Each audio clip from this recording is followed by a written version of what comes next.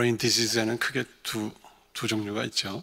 그 병원에 가면 왜 신경과, 뉴럴로지컬 디스오더, 그 다음에 정신과, 사이키아트릭 디스오더. 그 두 개의 이제 범주 안에서 브레인 디지즈가 대부분 이제 구분이 되고 있습니다. 그래서 이제 그 사이키아트릭 디스오더는 뭐 여러 종류가 있는데 주로 이제 어덜트 시기에 발병하는 뭐 디프레션이라든지 그런 것들은 이제 약간 한국말로는 이제 정서장애 뭐 이쪽으로 얘기를 하고, 그 다음에 이제 사이키아트릭 디스오더에서 커다란 또 하나의 축은 이제 뉴로 디벨롭먼털 디스오더예요.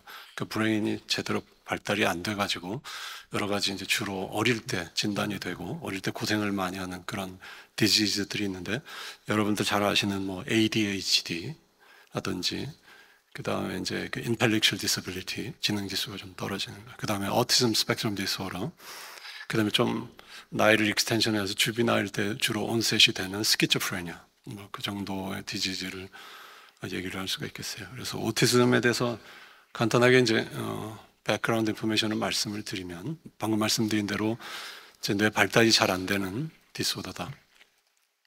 그다음에 두 가지 이제 코어 심텀이 있어요. 하나는 소셜 데피시이고, 또 하나는 이제 그 리피티티브 비헤이비어 또는 restricted interest, 이런 두 가지가 있고, 근데 이제 진단하기가 굉장히 어렵게 만드는 게 이제 ASD에 따라오는 이제 그 부가적인 증상들, comorbidity라고 하죠. 그래서 이제 그 ID, intellectual disability가 약 환자의 60%에서 발견이 되고요. 그다음에 ADHD-like hyperactivity가 한 30% 정도 환자에서 보이고, anxiety epilepsy, 그다음에 sensory abnormality, 이런 것들이 이제 센소리는 한 90% 정도 보이고, 하이퍼액티비티 앵자이티 에필lep시는 한 30% 정도 환자에서 보입니다. 그러니까 의사가 이제 환자가 왔을 때 이 사람이 ID 환자인가 아니면 ADHD 환자인가 ASD 환자인가, 이게 이제 굉장히 이제 처음에는 많이 헷갈렸는데 최근에 이제 다이그노스틱한 그 크라이테리아나 스케일들이 많이 좋아지고, 그 다음에 이제 부모님들도 이 내용들을 비교적 잘 알게 되고, 그래가지고 ASD 그 환자의 퍼센티지가 이제 날이 갈수록 증가를 하고 있습니다. 현재 2.8%고 36명에 1명. 저도 똑같은 그림을 보여드리고 있는데요. 그러니까 제가 이제 포인트아웃 하고 싶은 거는 이게 10년마다 지금 더블링이 되고 있어요. 놀랍게도. 그러니까 이제 앞으로 10년쯤 후에는 그 퍼센티지가 한 5% 정도까지 올라가더라도 전혀 놀랄 게 없는 그런 상황인 것 같고요. 그럼 왜 이렇게 올라가느냐? 당연한 질문일 텐데, 이제 아까 말씀드린 여러 가지 다이그노스틱 스킬이나, 그 다음에 그 페어런트 어웨어니스라든지, 그 다음에 이제 아마도 좀 모던 소사이어티가 좀 너무 척박해서 그러지 않느냐, 뭐 그런 의견들도 있고 그렇습니다.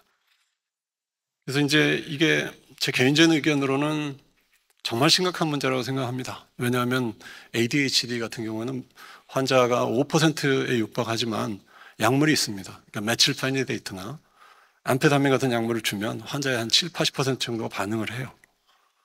그래서 이제 다행인데, 그 다음에 뭐 스키초프레니아 이런 것도 안티사이코틱 주면 상당히 잘 됐고, 디프레션 이런 것도 1%, 스키초프레니아 1%그 정도인데 약물이 다 있습니다. 병원에 가면 소위 말하는 first line 메디케이션이 있다는 거죠. 근데 이 오티즘에서 소셜 데피시트하고 리피트 비헤이비어를 치료하는 약물이 아예 존재하지 않고, 전 세계 그 어느 나라의 FDA에서도 이 메디케이션이 어프로브가 된 적이 없습니다. 물론 부가적인 증상, ADHD 이런 거 약물 주고, 뭐 그다음에 애들이 뭐 좀 그 굉장히 뭐 예민하고 막 화내고 이러면 이제 그 심지어 그 정신과 질환 정신병 약을 줘요. 엔티사이코틱이라 그러죠. 그런 걸 주면 이제 증상이 좀 완화가 되고, 그래서 소위 말하는 이제 대증 치료 정도는 가능한데, 진짜 펀더멘탈한 소셜 데퍼시트하고 그 리피트 비헤이비어는 치료할 수 있는 약물이 전무한 상황이라서 5%와 또 그 가족까지 생각하면 정말로 이제 시리어스한 문제라는 걸 여러분들 말씀을 드리고, almost world health problem이라고 저는 감히 디클레어를 하고 싶습니다. 그 다음에 이제 또 상당히 재밌는 사실 중에 하나는 이제 그 남자아이에서 한 여자에 대비 한 4~5배 정도 발병률이 높아요. 이게 이제 그 스키조프레니아 한 3대1, ADHD 3대1하고 비슷한 측면이 있고요. 그래서 이런 이제 뉴로 디벨롭먼털 뉴로 사이키아트릭 디스오더 통틀어 가지고 왜 그러면 메일 피메일 그 레이시오가 이렇게 크냐는 거는 이제 정말로 밀리언 달러, 메이비 빌리언 달러 퀘스천이고요. 이거를 푸는 사람들 아마 노벨상 그냥 준다 그래도 아무도 반론하지 않을 정도로 굉장히 중요한 빅 퀘스천이라고 말씀드릴 수가 있고, 실제로 많은 연구자들이 점점 더 많이 연구를 하고 있습니다. 그 다음에 원인이 뭐냐에 대해서 이제 사람들이 잘 이제 설왕설래 하는데, 최근에 이제 한 수만 명 연구에서 한테 제네릭 컨트리뷰션이 한 80% 정도 될 것이다.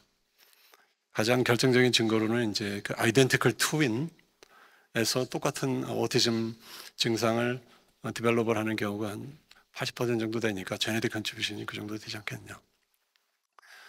그 다음에 이제 관련 유전자는 좀 과정에서 말씀드린 자고 일어나면 뭐 10개씩, 20개씩 증가하는 수준입니다. 그래서 10년 전에 저희가 이제 오티즘 연구를 처음 시작할 때 100여 개 정도나 됐을려나요? 지금은 이제 1200개, 1300개 정도. 말이 1000개지 저희가 갖고 있는 모든 유전자의 한 5% 정도에 벌써 도달한 거죠. 그래서 제가 농담으로 오티즘 연구하는 사람은 절대 잡을 이룰 수가 없다. 이렇게 얘기를 하고 있습니다. 말씀드린 바와 같이 이제 그 드러그 트리트 할 수 있는 드러그가 없고, 여기 보시는 것은 아까 말씀드린 엔티사이코직 정신과 질환. 그래서 너무 아이가 증상이 심할 때 주고, 약물 플러스 이제 강아지 한 마리 이렇게 주면 한 달쯤 있다가 많이 좋아져서 돌아오는 경우가 있습니다. 그래서 이제 그 디지즈를 트리트 하려면 결국에는 이제 우리가 메커니즘을 알아야 되겠죠. 그래서 이제 전 세계 아마도 수백 개의 연구실에서 오티즘 메커니즘을 연구를 하고 있습니다. 근데 큰 결론부터 말씀드리면 잘 모릅니다. 이게 왜 발생하는지. 그래서 여기에 이제 이렇게 좀 전문 용어를 많이 줘서 정말 죄송합니다. 저희 필드에서 있는 연구자들이 아마 이 정도가 중요하지 않겠냐. 그래서 너무 많죠. 그 다음에 이 중에서 어느 하나가 그냥 프리베일링 하는 그런 하이포테시스가 없습니다. 그 사람들이 흔히들 얘기하는 게 이제 그 옥시토신 뭐 이런 얘기는 많이 하거든요. 근데 이것도 정말 자고 일어나면 옥시토신 휴먼 클리니컬 트라이얼이 빅페일 했다 하는 뉴스거리가 막 나옵니다. 그 뉴잉글랜드 저널이나 그 자마나 이런 빅 저널에서 옥시토신이 안 듣는다 하는 게 그 어떤 아티클들 메인 컨클루전이다시피 하고 있습니다. 그래서 저희 랩에서는 뭐 등등 여러 가지 이유로 NMD 리셉터라는 것이 만약에 잘못되면은 오티즘이 발생하지 않느냐라는 가설을 가지고 연구를 하고 있는데, 제 포인트는 뭐냐면 이 많은 가설 중에 저희가 딱 하나 지금 테스트하고 있다는 거예요.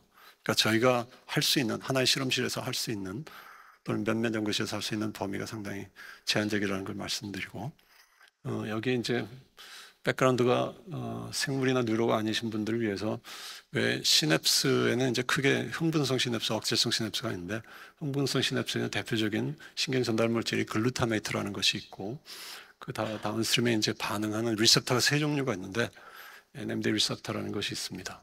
그래서 NMD 리셉터가 뇌 발달이라든지 뇌 기능이 워낙 중요하기 때문에 사실 많은 사람들이 굉장히 좋아하는 굉장히 어트랙티브한 리셉터 중에 하나예요. 그래서 그림이 복잡해서 정말 죄송하고요. NMD 리셉터라는 게 그렇게 간단하지는 않아요. 그러니까 여러 개의 프로틴 서브유닛들이 모여가지고 하나의 거대한 서브유닛을 만들고, 그 서브유닛 여러 종류가 있고 여러 콤비네이션으로 합쳐져 있고 여러 브레인 영역에서 다양한 어떤 그 콤비네이션으로 합쳐져 가지고 NMD 리셉터라고 우리가 콜렉티블리 얘기를 하고 있는데, 디테일은 도저히 말씀드릴 수가 없는 거고, 그렇지만 정말 단순화시켜서 말씀을 드리면 브레인이라는 것이 있는데 브레인 안에 어떤 NMD 리셉터 펑션이라는 것이 있겠죠. 그것이 당연히 어떤 거든지 이제 노멀한 어떤 레인지가 있는 것이고, 이 노멀한 레인지를 벗어날 때 X축 키가 작아지는 어떤 그 브레인 펑션이 잘못되는 그런 일들이 일어나지 않겠는가. 그래서 아주 오래전에 이제 저희하고 다른 몇몇 그룹들이 NMD 리셉터 기능이 떨어지면 자폐가 발생하는 것 같다 하는 논문을 냈습니다.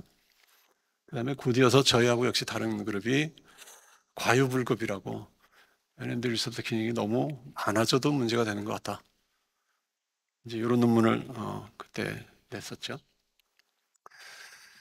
이때가 한 10여 년 전이니까 이제 10년 동안 저희들이 이제 NMD 리셉터가 잘못됐다는 그 가설이 정말 맞는가 하는 거를 이제 열심히 노력을 해서 이제 한번 그 가설을 검증하는 이제 액티비티 인벌브가 되어 있었습니다. 근데 이제 한 10여 년 정도 연구를 하고 보니까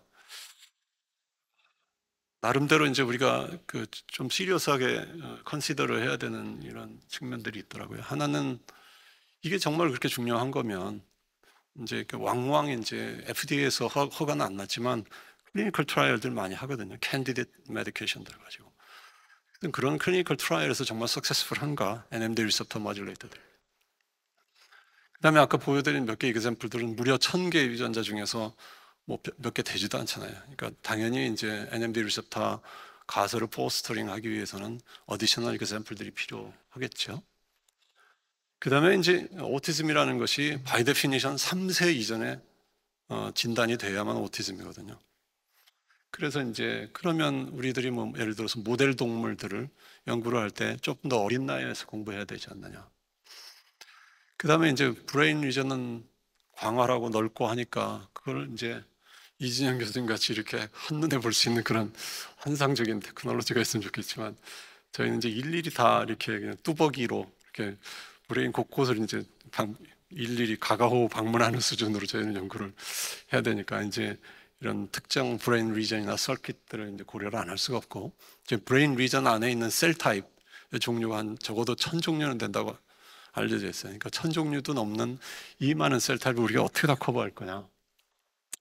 그 다음에 이제 컨벤셔널리 어떤 우리가 스몰 몰리큘로 디지즈를 트리트 할 때는 늘 그렇지만 이제 사이드 이펙트가 엄청나게 수반이 되죠.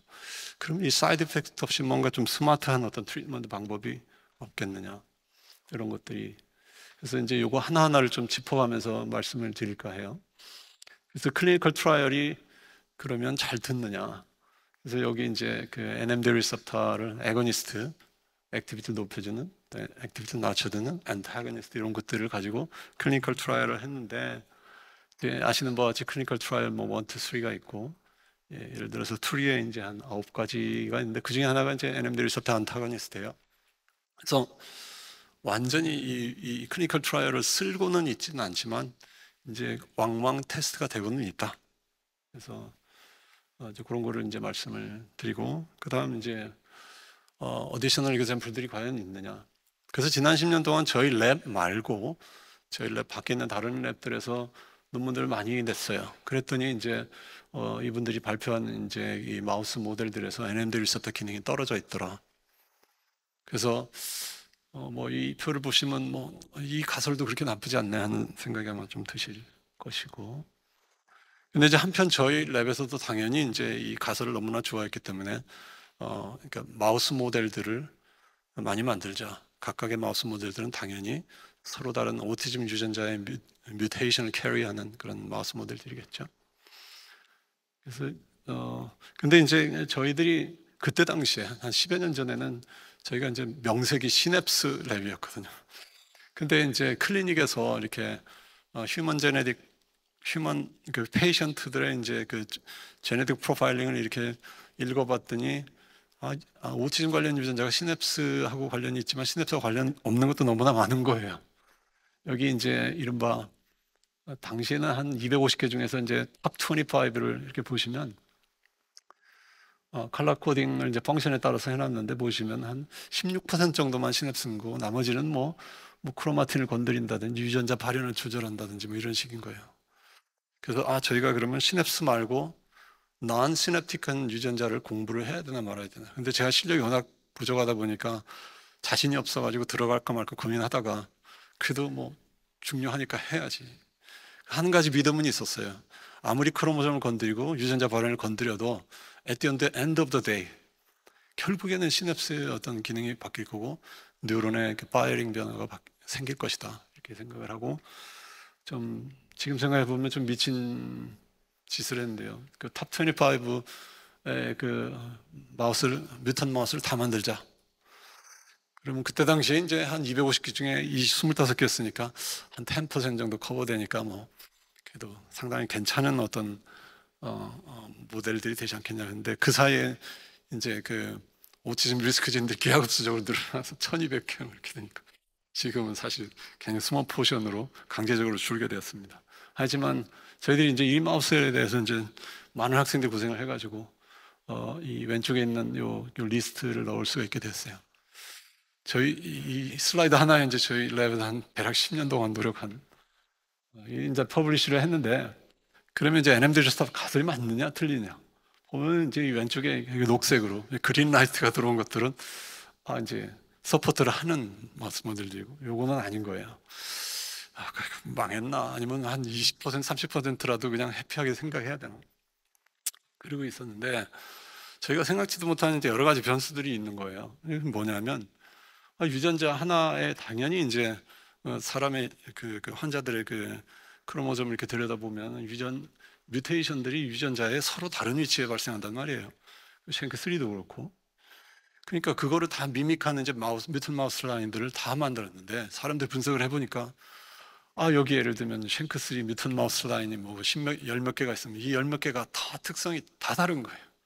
어떤 거는 일찍 죽고 안 죽고, 어떤 거는 뭐 어떤 뭐 시냅스 이상이 보이는데 안 보이고, 그래갖고 가만히 있어, 이게 25개 갖고 해결된 줄 알았더니 그게 아닌 것 같다. 그게 하나 이제 이슈였고요. 또 하나는 저희들이 이제 마우스라는 생명체를 연구를 하다가 보니 여러 가지 또 문제가 있는 거예요. 뭐냐면 마우스에 우리가 그동안 나이를 고려를 안 했고요. 그 다음에 메일, 피메일이 또 이게 다릅니다. 그 다음에 이제 유전자 아시는 것처럼 이제 크로모솜 하나에 유전자 카피가 2개가 있잖아요.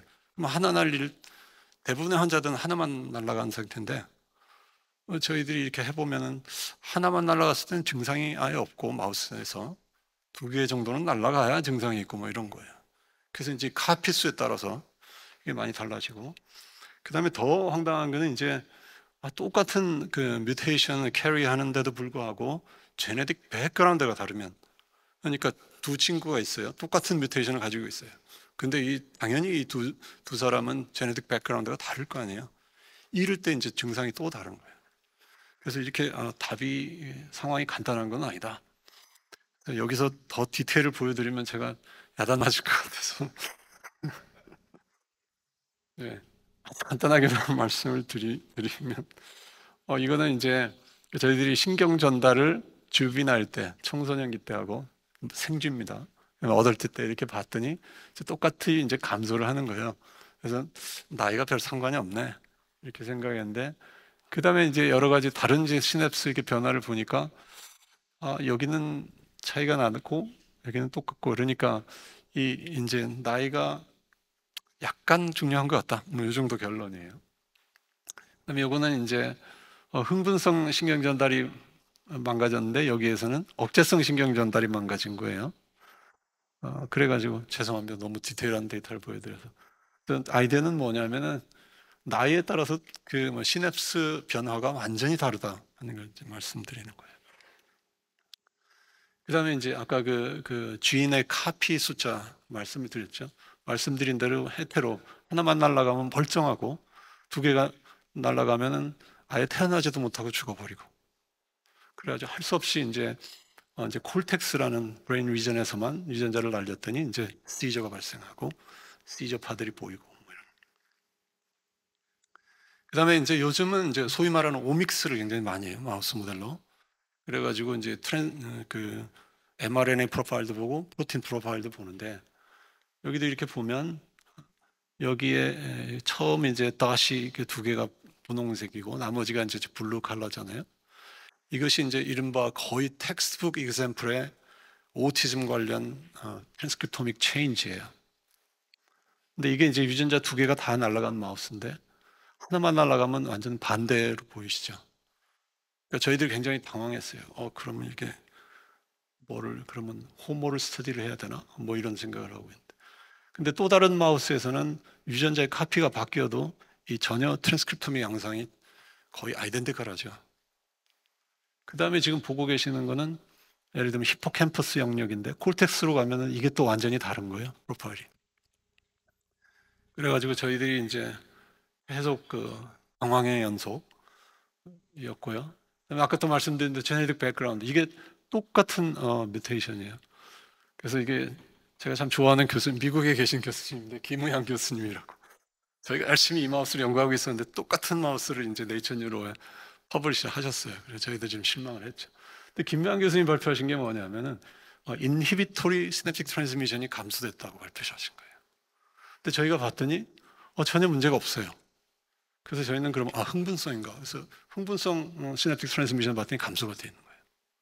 그럼 어떻게 이렇게 똑같은 마우스에 완전히 어떻게 보면 반대의 양상이 보이는가에 대해서 이제 저희들이 이제 주목하고 있는 거는 제네릭 백그라운드가 서로 다르다. 하나는 J이고 하나는 N이에요. 그래서 저희가 지금 N을 열심히 J로 바꾸고 있어요. 한 5세대 정도 내려서 1년쯤 시간이 걸리면 이렇게 바뀌거든요. 그래서 이제 테스트하기 직전인데 결과가 상당히 이제 궁금합니다. 그 다음에 이제 그 템포럴 엑시스 이게 뭐냐면 이제 그 사람이 어릴 때 증상이 나오니까 그 생지도 이제 어렸을 때 태어난 지 몇 주 안에 들여다봐야 된다는 그런 이슈고 또 왜 이게 태어난 지 몇 주 안 되는 그 생후 초기가 중요하냐면 이때 이제 저희들이 뭔가 밖에서 고치려고 인터벤션을 하면 그게 어떤 형태의 인터벤션이든 간에 브레인이 플렉서블해 하기 때문에 인터벤션에 퍼미시브하게 반응을 합니다. 그 다음에 그렇게 반응에 의해서 변화가 된 다시 말해서 코렉션이 된 브레인의 어떤 메커니즘은 likely long lasting 할 찬스가 굉장히 높은 거예요. 그래서 이런 가설을 가지고 저희들이 이제 early stage에서 연구를 많이 했고요. 저희가 오래전에 이제 NMD 리셉터 기능이 떨어졌다고 특히 어덜트 스테이지나 주비나 청소년기 때 근데 불과 일주일 앞에 보니까 완전히 반대인 거예요. 그러면 이게 여기에 올라간 게 아마 뒤쪽에 떨어진 거를 프로보크하지 않았냐, 커서하지 않았냐 이렇게 이제 가설을 세우고 그 가설을 증명하기 위해서 그러면 요 태어난 지 2주째 이니비션을 시켜줬더니 이게 다 이제 코렉션이 된 거예요. 그래서 이제 커설리티를 저희가 증명을 한 거죠. 그 다음에 요때 그 메만틴으로 NMD 리셉터 이니비션 한 거는 불과 한 1, 2주일 정도 기간. 그러니까 다시 말해서 롱 라스팅 이펙트가 있는 거예요. 메시지는 굉장히 클리어합니다. early causal mechanism이 중요하고 그다음에 early correction이 long lasting effect가 있다는 걸 말씀드려요. 계속 이제 비슷한 example들을 말씀드릴게요. 팽크2라는 프로틴을 연구를 하고 있었는데 뭔가 시냅스의 변화가 생겼고요. 그래서 저희가 이제 메커니즘을 열심히 연구를 해나가다가 보니까 이 프로틴이 이제 아마 아시는 분은 좀 아시겠지만 mTOR라는 정말 유명한 카이네이스가 있어요. 이 카이네이즈에 다이렉트 바인딩 해가지고 이니비션 하는 거예요. 그러니까 이제 얘가 없어지면 얘가 이제 그동안 눌려 있다가 스프링처럼 튀어 올라가지고 이런 이제 그 mTOR의 액티비티가 과도하게 증가되는 이런 일들이 보였는데 그러면 이걸 이니비션 시켜주면 되겠네 이런 생각을 했는데 이런 과도한 익사이테이션이 아기 때만 나타나고 청소년 때는 안 보이는 거예요. 그러면 당연히 아기 때 그러면 낮춰주고 잠깐 낮춰주고 나중에 이제 어덜트 때 코렉션이 됐는가 보자. 그랬더니 다 코렉션이 돼 있는 거예요. 그래서 메시지는 또 동일한 메시지예요. early causal mechanism 중요하고 early correction이 long lasting effect가 있다 하는 걸 말씀드려요. 이것도 이제 뭐 NMD 리셉터를 가지고 저희들이 이제 아미노산 하나만 뮤테이션이 된 건데 메시지는 동일합니다. 그래서 이제 early correction을 해주고 나중에 이걸 봤더니 저희가 원하는 그 beneficial한 이펙트, 시냅스가 코렉션이 되고 행동이 교정이 되고 이런 것들이 다 이제 보이더라. 메시지는 같아요. 그다음에 이제 브레인 리전별로 아까 이미 말씀드렸지만 어디를 매조하느냐에 따라서 한 청소년기에 어떤 시냅스의 변화가 보이기도 하고 아예 안 보이다가 나이가 훨씬 들어가지고 12주 정도 됐을 때 보이기도 하고 그 다음에 특정 서킷도 이게 이제 상당히 저희가 한번 해보니까 오묘하더라고요. 예를 들어서 이제 콜텍스 영역에만 유전자를 날렸는데 영 엉뚱한 곳에서 어떤 변화들이 일어나는 거예요.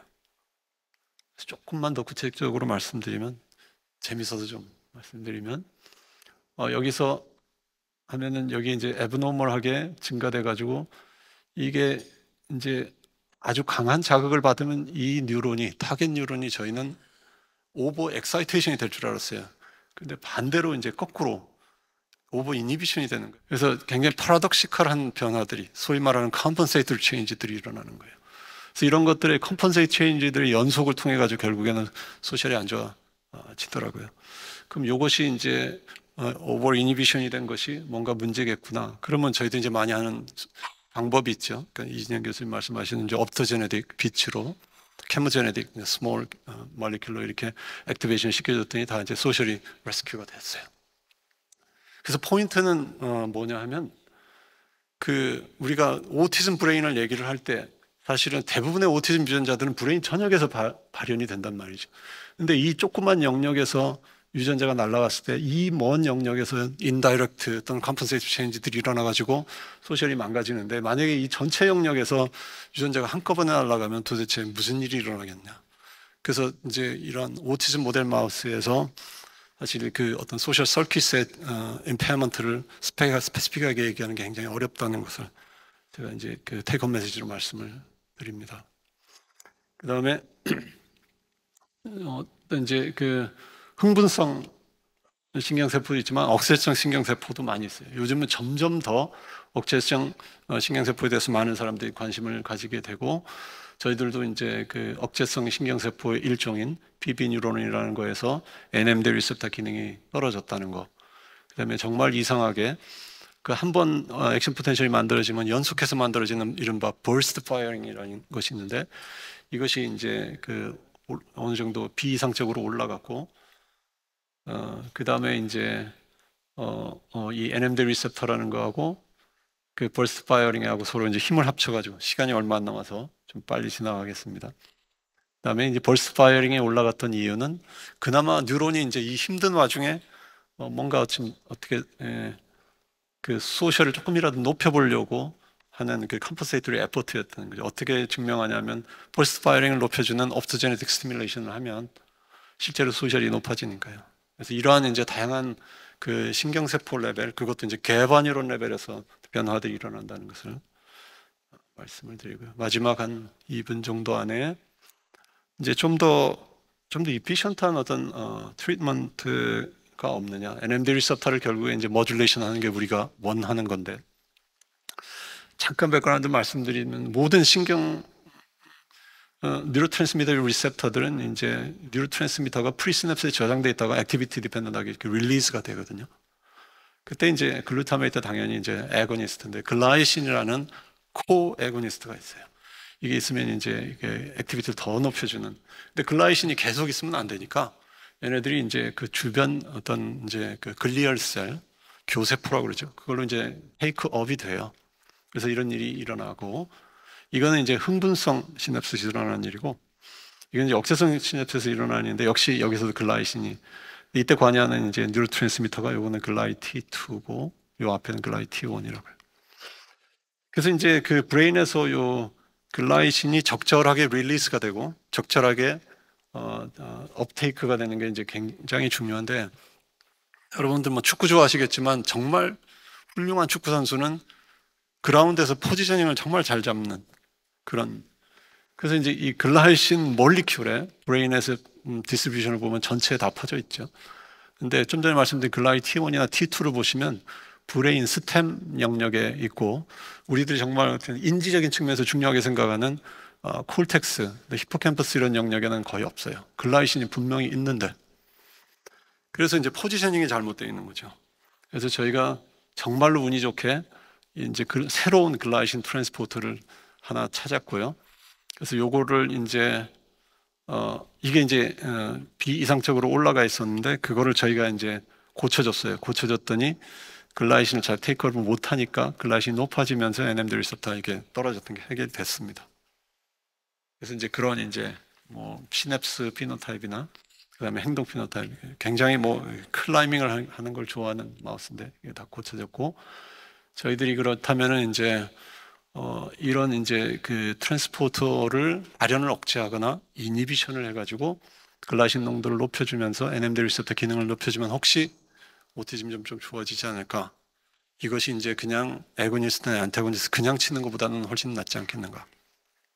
이런 생각을 할 수 있고, 또 스키초프레니아도 유명한 가설이 그 NMD 리셉터 기능이 감소되어 있다는 가설이 있거든요. 그래서 운이 정말 좋으면 이런 이제 새로운 타겟이죠. 드러그 디벨롭먼트를 위한 타겟을 잘 활용했을 때 그런 이제 그 NMD 리셉터의 하이포 펑션하고 관련된 그 스키초프레니아 그런 걸 치료할 수 있지 않나요? 그래서 요 트랜스포터가 이런 콜텍스나 히포캠퍼스에 많이 발현되어 있다는 걸 말씀드리고, 프로틴 레벨에서도 잘 안 보시긴 하겠지만 여기에 약간씩 이제 녹색이 좀 보이는데, 이런 것들이 이제 그 저희가 중요하게 생각하는 그런 브레인 리전에 이런 것들이 발현이 돼 있다는 것입니다. 그래서 다시 이제 원래 슬라이드로 돌아왔는데요. 저희가 연구하는 것은 굉장히 일부분이고, 근데 이제 그러면 나머지 메커니즘은 어떻게 되는 거냐? 어느 세월에 이 많은 메커니즘을 공부를 할 거냐? 뭐 이게 이제 이슈이긴 한데, 제가 지금 말씀드릴 수 있는 건 저희가 공부를 쭉 하다가 보니까 일부 이런 메커니즘들이 서로 연결이 돼 있어요. 그 다음에 재미있게도 이제 코릴러티브하게 포지티브, 네거티브 코릴러티브 체인지들을 보여요. 그래갖고 저희들이 많은 종류의 마우스 모델에서 많은 종류의 메커니즘을 이제 아주 시스테마틱하게 연구를 하다가 보면은 어느 순간에 이제 모듈화되는 또는 서브 그룹화되는 그런 일들이 일어나지 않겠는가라고 생각을 하고 있어요. 많은 분들이 콜라보레이션으로 도와주셨고, 저희 넷 멤버들도 많이 고생을 했습니다. 경청해 주셔서 감사합니다.